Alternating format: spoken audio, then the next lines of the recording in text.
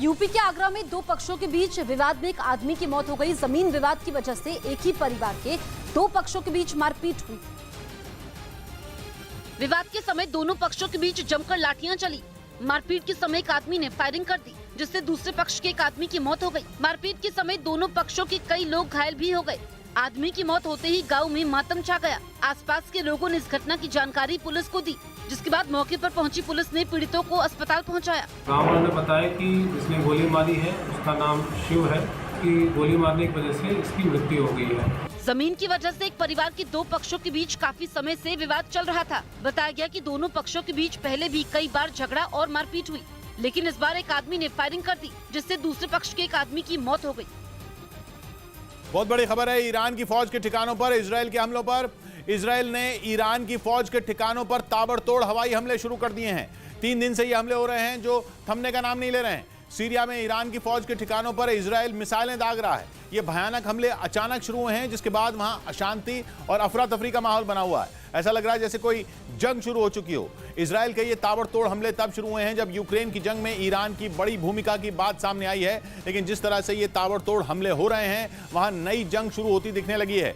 इसीलिए सीरिया में हो रहे हमलों का सीधा कनेक्शन अब यूक्रेन से भी माना जाने लगा है। ताबड़तोड़ हवाई हमलों के जरिए इजरायल ने ईरान को झकझोर कर रख दिया है। ईरान की फौज के ठिकानों पर हो रहे हमले रुकने का नाम नहीं ले रहे हैं, जिसकी वजह से सीरिया में हड़कंप का माहौल बना हुआ है। पहले इस तरह के हमले रात के वक्त हुआ करते थे, लेकिन बीते 2 दिन से ईरान की फौज को दिन में भी चैन नहीं मिल रहा। दिन रात आसमान से आग उगलती मिसाइलों की बरसात हो रही है। हालांकि सीरिया की फौज ने दावा किया है कि उन्होंने इस तरह के कई मिसाइल हमलों को नाकाम कर दिया है। अचानक हो रहे ताबड़तोड़ हमलों की वजह ईरान की भी समझ से बाहर है, क्योंकि एक दिन पहले ईरान के हथियारों के कारखानों को निशाना बनाया गया था। दावा तो यहाँ तक किया गया था कि उस कारखाने में ईरान के शाहिद 136 ड्रोन बन रहे थे, इसीलिए हमलों का सीधा कनेक्शन यूक्रेन की जंग से जोड़ा जाने लगा। लेकिन इजरायल के हमले अब थमने का नाम नहीं ले रहे। इसका सीधा मतलब ये निकाला जा रहा है कि रूस का साथ देने की वजह से ईरान अब इजरायल के निशाने पर है। यानी साफ है कि जंग केवल यूक्रेन तक सीमित नहीं रहने वाली है, बल्कि अब यूक्रेन की जंग का दायरा तेजी से बढ़ रहा है। इजरायल के तेवर साफ कर रहे हैं कि वो अब ईरान के साथ निर्णायक जंग लड़ने का फैसला कर चुका है।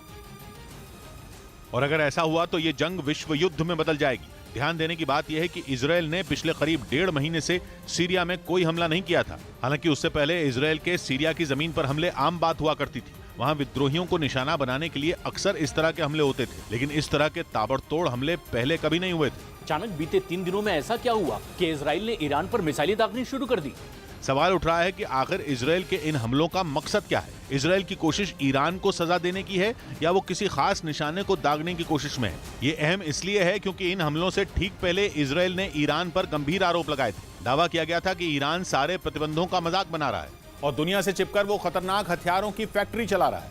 इजरायल का आरोप है कि ईरान के बनाए ड्रोन का इस्तेमाल ही यूक्रेन में चल रही जंग में किया जा रहा है, जिसका इजरायल ने सबूत देने का भी दावा किया था। लेकिन सबूत देने से पहले उसने ऐसे ताबड़तोड़ हमले शुरू किए कि रुकने का नाम नहीं ले रहे। लेकिन इजरायल की फौज का यह ऑपरेशन इस बार सीरिया तक सिमटता नहीं दिख रहा, क्योंकि इस बार ईरान के पास रूस का भी समर्थन है। एक दिन पहले ही रूस ने ईरान से हथियार लेने के आरोपों पर सफाई दी थी। रूस ने साफ कहा था कि जब नेटो देश यूक्रेन को खतरनाक हथियार दे सकते हैं तो उसे भी अपने दोस्तों से मदद लेने का पूरा अधिकार है। मतलब ये कि अगर ईरान को रूस का साथ देने की सजा दी गई तो रूस भी जंग में कूद सकता है। यानी यूक्रेन की जंग में ईरान के कूदते ही समीकरण बदल गए हैं। ईरान के नाम पर दुनिया एक बार फिर बढ़ती हुई दिखने लगी है। ऐसी खेमेबंदी होने लगी है जो दुनिया को विश्व युद्ध की आग में झोंक सकती है। यानी इजरायल का इस बार का एक्शन बहुत बड़ी तबाही की दस्तक साबित हो सकता है।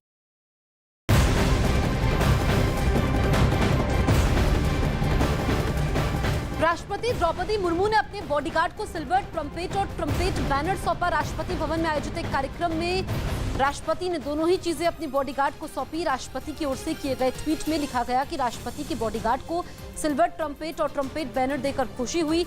बॉडीगार्ड को उनके सभी कामों में अनुशासन और सेना की शानदार परंपराओं को निभाने के लिए शुभकामनाएं।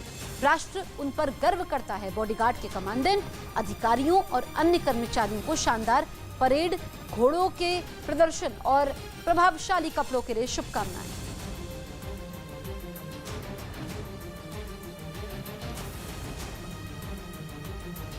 पटना पुलिस पर अवैध जुए के अड्डे को संरक्षण देने और अवैध रूप से वसूली के आरोप लग रहे हैं। इस संबंध में एक वीडियो भी वायरल हो गया। वीडियो में एक सुनसान गली में पुलिस की गाड़ी खड़ी दिखाई दी, जिससे थोड़ी ही दूरी पर कुछ लोग एक साथ बैठे नजर आए। इन लोगों पर अवैध रूप से जुआ खेलने के आरोप लगे। इस बीच दो लड़के जुआ खेल रहे लोगों के पास से पुलिस की जीप की ओर आते दिखे। ये लोग पुलिस की जीप के पास आकर पुलिस वाले से कुछ बात करने लगे। पुलिस वाले पर अवैध रूप से जुए के अड्डे को संरक्षण देने के साथ ही लड़कों से अवैध रूप से पैसे लेने के भी आरोप लगे। पुलिस की जीप मेहंदीपुर थाने की बताई गई। इस घटना का वीडियो वायरल हो गया। हालांकि न्यूज 18 इंडिया इस वीडियो की पुष्टि नहीं करता, लेकिन रात के समय लोगों का जमावड़ा तो लगा हुआ दिखाई दिया। इस बीच रूस की न्यूक्लियर ड्रिल के अगले ही दिन अमेरिका ने हाइपरसोनिक हथियारों का टेस्ट कर दिया। चीन ने पिछले ही साल हाइपरसोनिक हथियारों का सफल परीक्षण किया था, जिसके बाद से अमेरिका बेताब है। और ये बेताबी तब और बढ़ गई जब रूस ने अपनी न्यूक्लियर ड्रिल में बैलिस्टिक मिसाइलों का दम दिखाया, क्योंकि अगले ही दिन अमेरिका ने हाइपरसोनिक हथियारों का टेस्ट किया और ध्वनि की गति से 5 गुना तेजी से उड़ने वाला रॉकेट दागा। ये रॉकेट तेजी से आसमान की ओर गया और पलक झपकते ही आंखों से ओझल हो गया।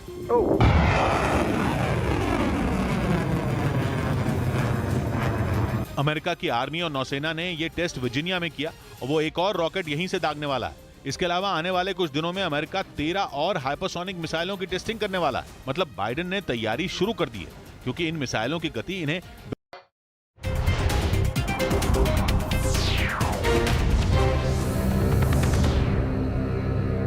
करने वाले हैं। इसीलिए कोई कदम उठाने से पहले रूस की तरफ से इतनी बड़ी चेतावनी दी गई है। एंटी सैटेलाइट वेपन दुनिया में केवल 4 मुल्कों के पास है। रूस के अलावा अमेरिका, चीन और भारत के ही पास ऐसी तकनीक है। पिछले साल रूस ने अपने ही एक बेकार हो चुके सैटेलाइट को नष्ट किया था।